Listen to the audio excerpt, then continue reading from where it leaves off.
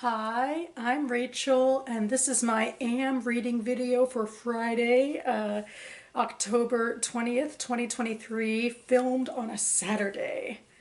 I feel like this week's hasn't been as productive as I might have hoped, but I'm trying to, let myself off the hook a little bit, given things going on in the world and all that. I'm still making some progress, still have some things to share. Starting as always with these videos with my latest installment of reading short stories. Currently I'm reading out of the Iowa Review Summer 2022 edition. And the story I read this week is called Animal Shelter by Ernesto Barbieri. This is a story about a woman who was in an abusive relationship and now lives with another man who is dealing with being an alcoholic, and she herself is dealing with drug addiction.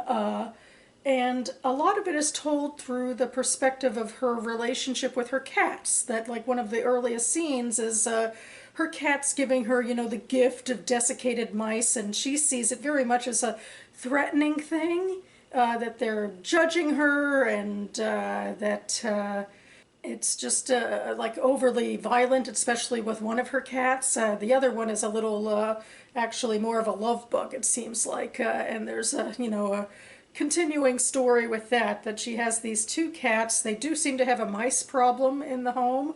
And there's a question of whether or not do they get rid of it? I mean, the cats can't take care of it all, it seems like. Will there be traps? Will there be poison? So we learn the history of this woman and how she met this new guy and the abuse with the old guy. And in the present day, one of her cats, sort of more innocent, loving one, becomes sick. And we go through the motions of, taking the cat to see the vet and trying to keep the cat alive, but ultimately the cat, refuses to eat and succumbs. She immediately goes to get a new kitten and then immediately questions that decision and sees the new kitten in the same sort of light of, what is this, purring, loving thing all about? Is it really about love, or is it all just sort of a deceptive game?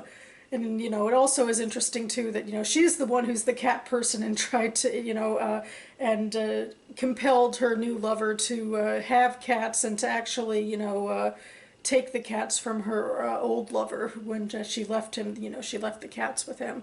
But she has this understanding of cats that seems very much through the prism of her abusive relationship. That's how I saw it, There's a lot going on in this, I suppose, and the major thing that kind of stood out to me is just this sort of negative stereotyping about cats just being, the devil incarnate, and that, you can't trust anything they do. So after this I went and I watched, a video reminding us of, all the positive attributes cats have on humans and their relationships. I myself, I do not have a cat at the moment. I'm hoping that will be able to change in the future. I did finish one thing this week. It is The Three-Body Problem by Cixin Liu. Hoping again I'm being accurate with pronunciation. I did in fact go to YouTube to try to help with that, and speaking of consulting the internet, even though I have finished this book, I feel like it's incumbent to maybe address some facts online about the book.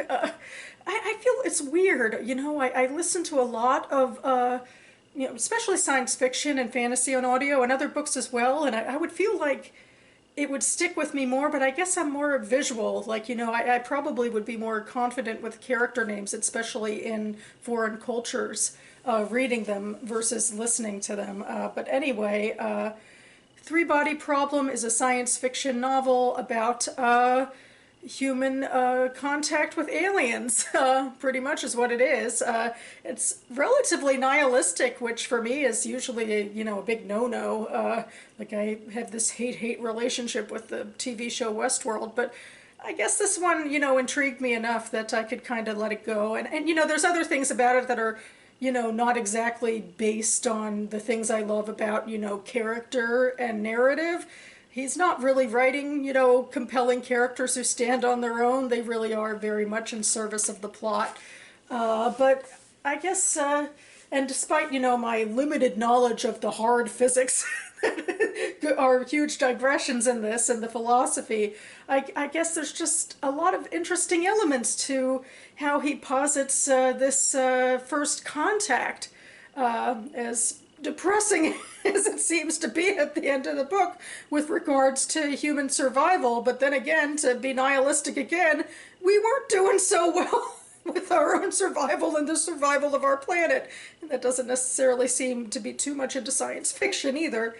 But anyway, it's a story that starts with the Chinese, Cultural Revolution in the 60s in China, and a particular death of a particular physicist compels his daughter, when she gets a high-class physics assignment, which is really about, I think, trying to contact alien life is a big part of it.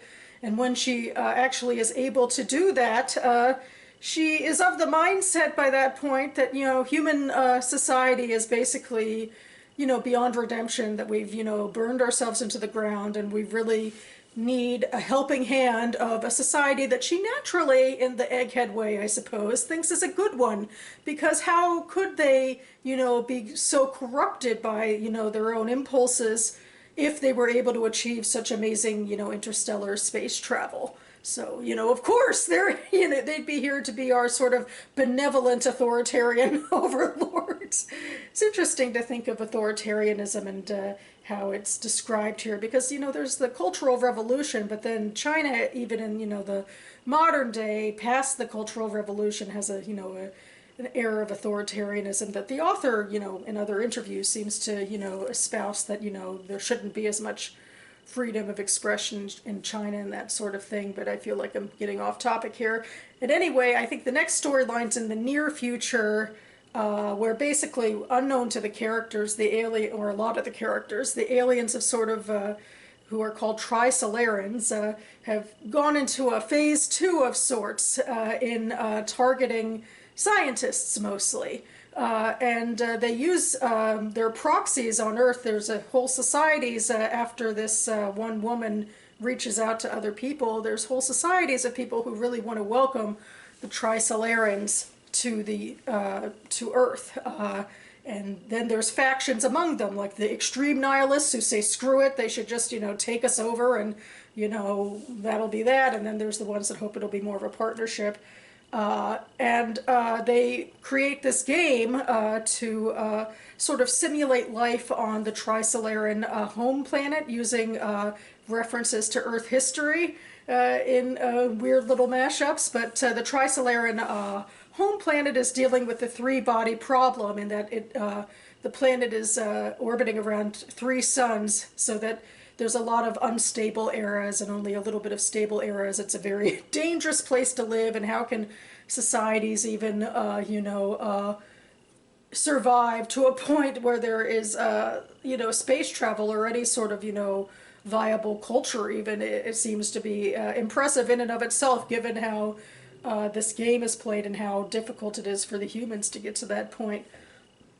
And of course, as these scientists, speaks, I guess, to their particular fields, and they learn ultimately, when they progress long enough in the game, that it's not just a game, and it's like basically a training ground, as it were, to see who would be interested in joining the pro-Trisolaran welcome committee.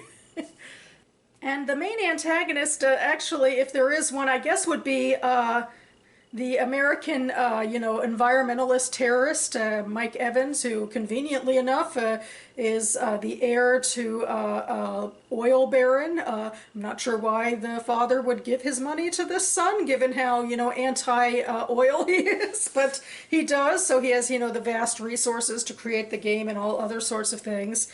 And Mike Evans is one of the numerous sorts of characters who, Leo uses basically to espouse all of this, long soliloquies of like, here's who I am and my, here's my villain, in his case, my villain soliloquy, and you're like, oh my God, stop talking. But, it's just one of those, character things where he's not actually that interested in, humans who, kind of act entirely human. But it's almost amusing by the end of it how much they, just go into Shakespearean dramatics, as it were. And it's interesting, too, to think of Mike Evans as, like, the antagonist, because he doesn't even, like, come into the story until way deep into it. But it seems like he would be the antagonist, the one who's the most anti-human on the page, until we do have a little bit of a get-together with the Trisolaran establishment to understand why they decide to go the let's wipe humanity out route. That feel like they can't work with us. That maybe, I think it comes down to that we're too similar, that we're too warlike similar, and they're worried that, if they don't wipe us out now, they might not win in the long run. So their big goal is to basically stagnate human science. And then take over. And it seems through what happens in this novel, they seem to be doing okay with that. And yeah, I guess in a way I didn't have to look at this too much at all, but hopefully I haven't given away too much by way of spoilers in trying to explain what's in this book. Thinking of the Netflix trailer and like what I kind of recognize from the trailer and what I feel like maybe I don't as much. I feel like, maybe, it could be hard for me sometimes to visualize what was happening in this highly talky philosophical book, but it definitely was intriguing and different. I can't say that, I was head over heels in love with it or anything, but I am glad to go on a different sort of journey with this sort of science fiction. I will hopefully be getting to the sequels soon. The book I didn't finish this week, which I'm trying to be okay with, is This Dark Descent by Kalyn Josephson. I'm mostly finished, but not completely yet. It's one of those, things where actually I'm pretty much enjoying it, but I'm just being distracted and not taking as much time as maybe I should to be reading it. But we are, getting along. We're into the, last third, I think, by now. Hopefully I will finish it soon. This is YA fantasy, which came out this year. I'm reading it as part of my mock reads, where I'm reading front list titles to rank, because I probably won't be reading for the Goodreads Choice Awards, or I'll be reading very few of the titles that make it to that. So I wanted to make sure I got to some front list titles this year, and then I could rank them for myself. And this is one of them for YA science fiction fantasy. I was very drawn to the Jewish themes in this. It's a secondary world. And it seems to be a mashup sort of setting. I do think there's some Victorian style technology in here, I think. And it takes place in this capital city of this sort of empire called Enderlane. And they host this very elaborate and very dangerous horse race. And I think a big part of the horse race is to keep funding what they call the Eternal War, which seems to be just a quest for more power as they take over neighboring kingdoms and that sort of thing. And there's a whole lot of world building in this. I showed you a lot of family trees and stuff like that last week. And there's there's a royal family, and then there's some higher houses and lower houses that basically take care of the country and the city's needs, I think. And one of the higher houses is the House of Rezek, and they have their eyes on this particular enchanted horse farm, and they find that the family, the Russells who own the horse farm, are using an illegal enchantment, so the princeling, or the, I guess, lordling of the Rezeks, actually, oops, it's Rezek is the first name, Kelbra is the last name, but anyway, Rezek Kelbra sabotages, blackmails one of the main characters, Makira, who is this very well-renowned horse racer, very good horse racer. He says, if you can win this, amazing, deadly horse race, I, will free your father, and if not, I get your ranch. And also he's, trying to block her at every turn from being able to enter, and she can't use an enchanted horse, which is a big deal for this horse race. So, but little does she know that somebody else has his eye on her, Damien Aldair, who is a member of a lower house that has a grudge with Rezek that we're kind of starting to learn about by this point and where I am, I think. But mostly Damien, yeah, he has a grudge. He wants to one-up him and have more power in the city. So he takes on Makira as his racer, and he has access to this second main character, Ari, who is a Kinnish enchanter, but Kinnish is the Jewish, stand-in religion, and so she creates golems, which are enchanted, enchanted in the Jewish sense of the word of what a golem is, but that isn't necessarily something that, the Enderlanes can see as enchanted. And also, of course, there's a lot of history with the Kinnish being like one of the countries that the Enderlanes took over, and they have like similar religions, but they feel differently about their religions, and I guess the Enderlanes in a way are basically the Roman Empire of the piece, sending the Kinnish into diaspora, and their homeland in this story is pretty much known to never be hospitable again. So Ari joins this little coup because Damien Aldair says, if you help us out, I can, make sure that you get an enchanter license, and, that'll help you put food on the table. She's living alone in the capital city. She has some ghosts in her own past that she's trying to get away from. So, yeah, that's the setup, and so, there's a lot of push and pull between, like, is Rezek going to be able to sabotage things? And also, what is Damien really up to? Is he really trustworthy? There's a lot of other secondary characters, and just a lot of other sort of world-building aspects of, these are the types of wars that we're involved in, and these are the royal lines, and this is the type of magic. So I think that it can be harder bar of entry in a way that I don't know how, if you're not into, extensive world building, this might not be for you as much, and I think some people kind of felt the characters to be too secondary in a way. I guess I'm enjoying it. I do think that, some of the world building aspects I'm sort of glazing over, and, some of the secondary characters really aren't sticking out to me much at all. But I guess I'm invested enough because of it's intriguing to me how Josephson has created a world with all of these Jewish themes, and there's also a lot in the Kinnish religion that has, some similarities beyond just golems to Judaism, that, that there's a lot of text study that goes into it, so that's somewhat similar to how the Jewish religion evolves. So I guess I am more partial to that sort of world building, and I kind of like following Ari around and Makira around and a couple of the other characters, so I can give a little more of a pass to the rest of it. I don't think, again, this will probably be like a 4-star read for me, but still enjoyable enough, and I'll definitely look out for the sequels, and I'll probably talk about this book, or yet again, I guess I should, next week when hopefully I'll have finished it. Another book I hope to finish by next week, certainly. It's very similar. It's A Multitude of Dreams by Mara Rutherford. I say this is similar because this is also a YA fantasy book I'm reading for mock reads. It also has Jewish themes in a secondary world, although otherwise it's likely a relatively different sort of book. It definitely, I think, is a lot looser with any sort of world building. It kind of goes a lot more on vibes. At least that's how I see it so far, just a few chapters in. So we seem to be following two protagonists. One is Serafina, who is this Jewish girl, and in this secondary world, Jewish is just called Jewish, and all the references are just basically to medieval Ashkenazi Judaism.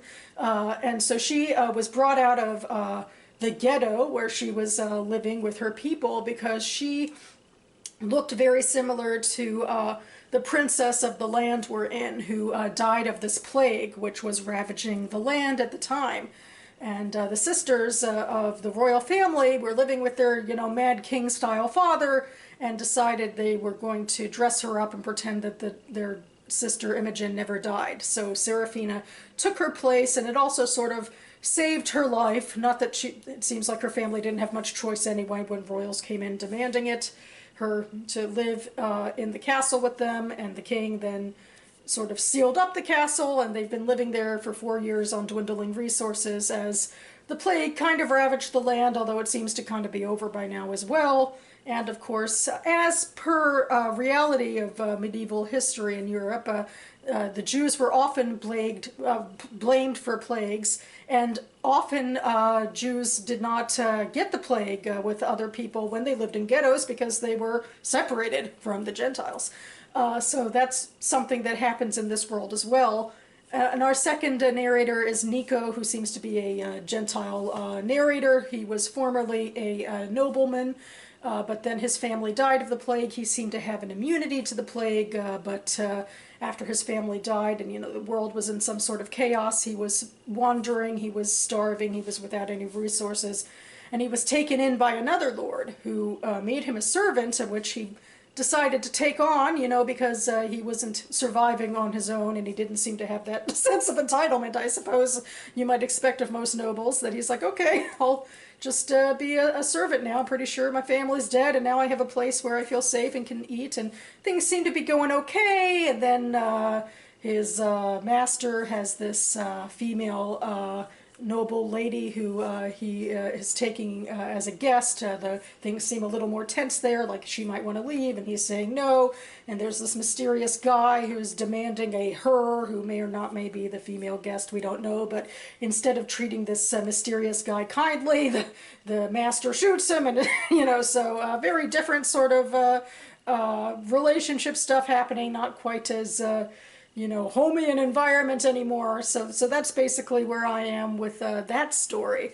So yeah, I feel like generally there's it's not all that complicated in terms of world building. It's interesting to think of people. I saw people getting up in arms on Goodreads, like, why put Judaism in a fantasy world? Which, technically speaking, I know it is a fantasy world, but I guess like it kind of feels similar enough to sort of pastiche medieval-ish society, as it were. Like, it's not detailed enough for me to think, well, why are these people Jews? I'm like, well, why not?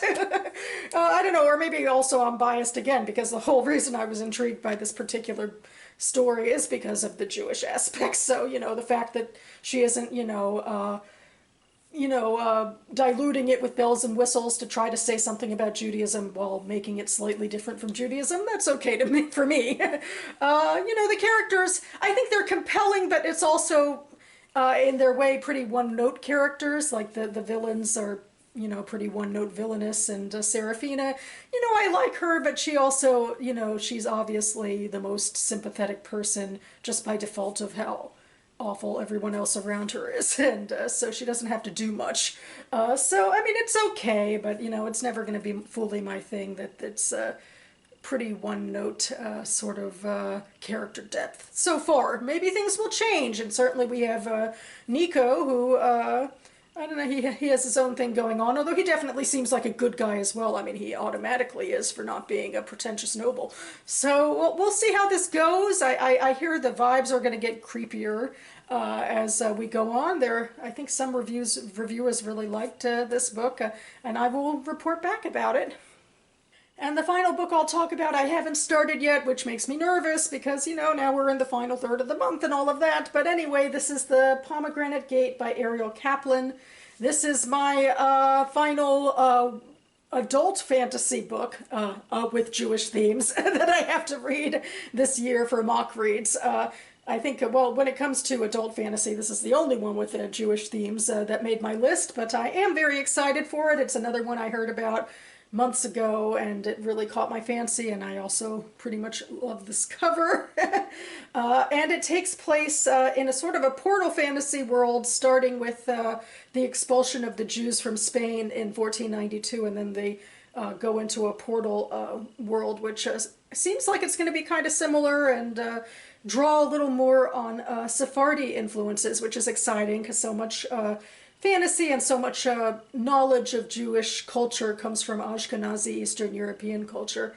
So I'm pretty hopeful for this one, and pretty nervous that about if I can finish it in enough time, but hopefully I can get my act together a little more in coming weeks. I do have some other stuff going on as well, but we'll see if, sometimes I feel like the crunch time really works for me to kind of get my butt in gear. So anyway, at the very least, I'll have something to say about it, I'm almost positive, next week, and I'll be reporting back. So that about covers it for me now. Yep, in terms of making it through life, it does feel like I'm just trying to, keep my cool. Things have been a little difficult with world events, but I am really grateful that I have a real community offline with my synagogue.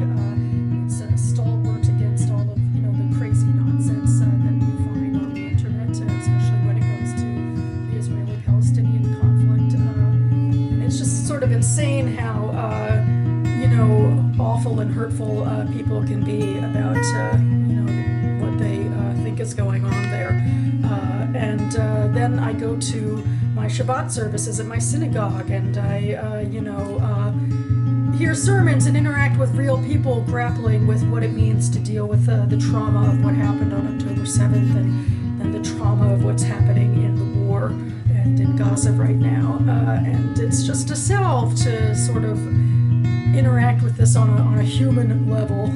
And to be fair, BookTube has always been a great place as well. It doesn't feel, for me in my small fry place, like a place of toxicity like so much of the rest of the internet can feel like. And another thing I have decided to do, like one thing, Shabbat sermon from my rabbi this week was about, how to take steps back sometimes, realize you can't single-handedly fix the Israeli-Palestinian conflict from, 5,000 miles away and all that. And so one thing I'm stepping back with this week at the end of the weekend is I'm going to the final day of the Maryland Renaissance Festival, which is about to close out for the season, and I was lucky to get tickets at all.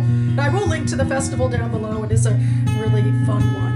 And yeah, that's about it. I'll be back on the channel in the next week to do a Would You Read a Challenge video where I will look back on a BookTube prize ballot from yesteryear and just read the first few paragraphs of each book with you and discuss their merits. And speaking of the BookTube prize, the judge signups for 2024 are open. I'll link to Robert's video down below in case you want to join us next year.